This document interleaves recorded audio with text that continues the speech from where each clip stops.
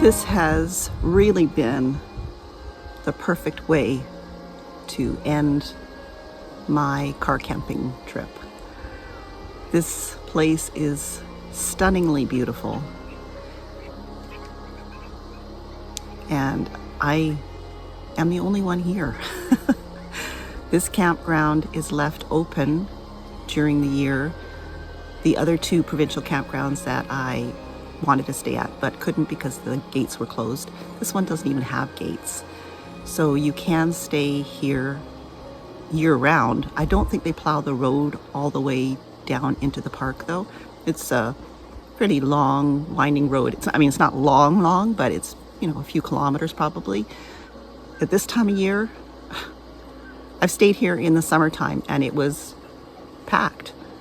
There were quite a few people here because a lot of people travel up to Alaska from the lower states or from Canada during the summertime. The one downfall is that it's so busy because everybody wants to do it. There's also a lot of bugs at that time of year, and there are these little gnats flying around at the moment, and they do bite, but I've only gotten bit once, and there are a lot of them flying around. There was a lot of them last night. It's the perfect time to be here. The leaves are pretty much all out of the trees. There was a big wind this morning when I got up, which has died down now. That happens quite a bit up here. As dawn approaches, it gets windy. I don't know anything about weather stuff, but that seems to be the case a lot of the times. Now it's just a gentle breeze, and the Whiskey Jacks are busy eating Fred's dog food that I threw over for them. This has been such a blessing to have my car camping trip end like this, with blue skies up there, a beautiful campground, free because it's past the season, so there's no charge for staying here. Otherwise, I think it's $20 a night. And it's just beautiful. And the sun is now starting to come up over there. The sun at this time of year and throughout the winter comes up very gradually up here in the north. The sun doesn't rise quite so high up into the sky, so it doesn't do this big arch. It does kind of a shallow arch. So the sun comes up very slowly in the mornings here in the wintertime. In summertime, it barely goes down. Just so beautiful. And I feel so blessed to be here.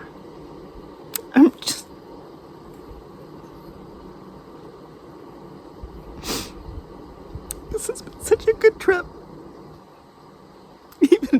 Even the rain in Stewart was wonderful because it was still beautiful. And I'm sorry I'm getting so emotional, but it really has been really special. And I'm so thankful that I was able to do this. And to end it like this is just amazing. I am so thankful. And I'm so thankful that you have chosen to come along with me and share it with me. Oh, where did that come from? Anyway, I'm going to go down to the lake and take some pictures.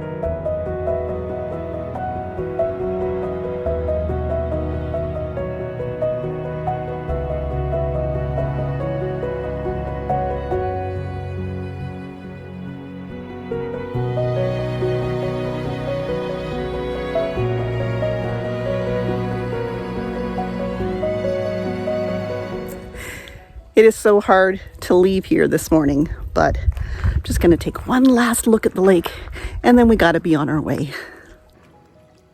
It's just so beautiful. There are trails that go around the lake. I'm not going to take them right now just because of it being hungry bear season.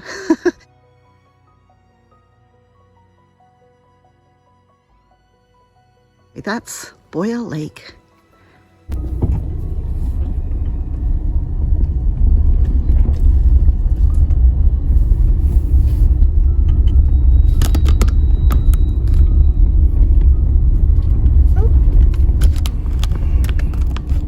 There's a grouse. Lots of grouse this year along the road. Some dead because they're not very smart about getting out of the way of vehicles, as you can see. Go on, grouse. They also call them fool hens, which is an apt name for them. Silly birds.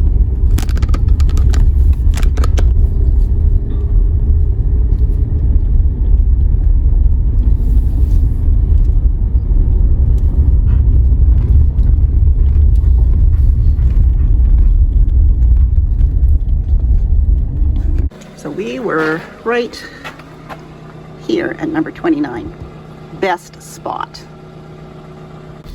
This is the day use area of Boya Lake, where you can just stop for a picnic or whatever on your way through. It's really nice. And there's a little bit of a playground for the kids over here, if you're traveling with children.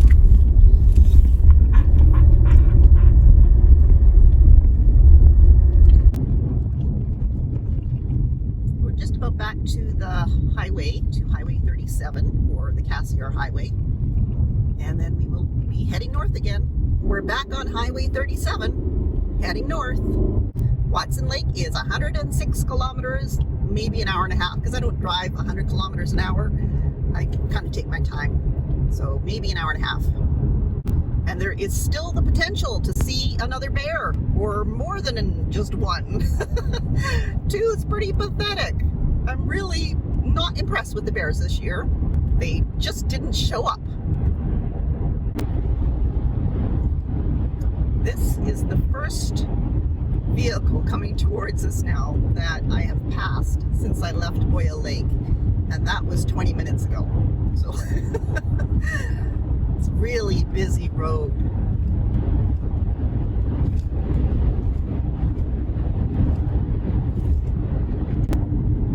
On the right-hand side there, well, now it's disappearing, but that is where a forest fire happened this summer.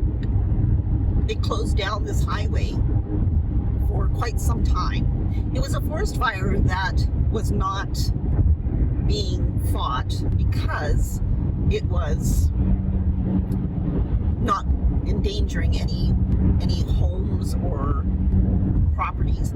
BC was so busy fighting forest fires where there were homes and businesses and property, that's where their firefighting efforts were spent. And this fire started on the left-hand side of the road, quite a ways off into the woods, and eventually crossed the highway, and that's when they had to close the highway down. So people who were planning to travel back on the Cassiar Highway from Alaska couldn't come this way. They had to take the Alaska Highway. So this is just getting into the edge of it here. Our cabin was one of the structures that the forestry people were concerned about because it was heading in that direction. There's Mama. And she's got two babies, one black and one brown.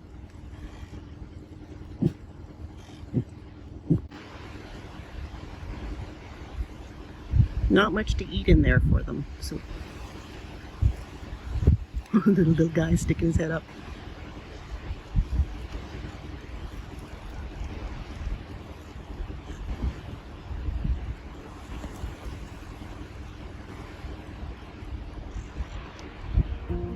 So that was bear 3, 4, and 5.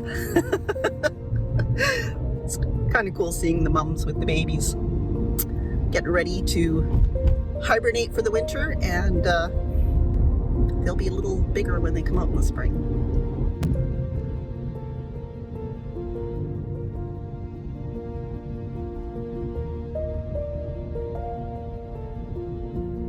to the highway on this side.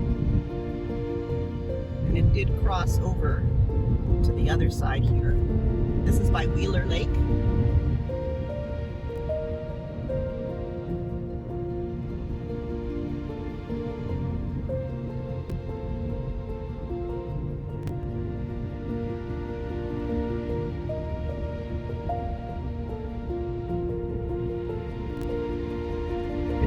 Kilometers to Watson Lake.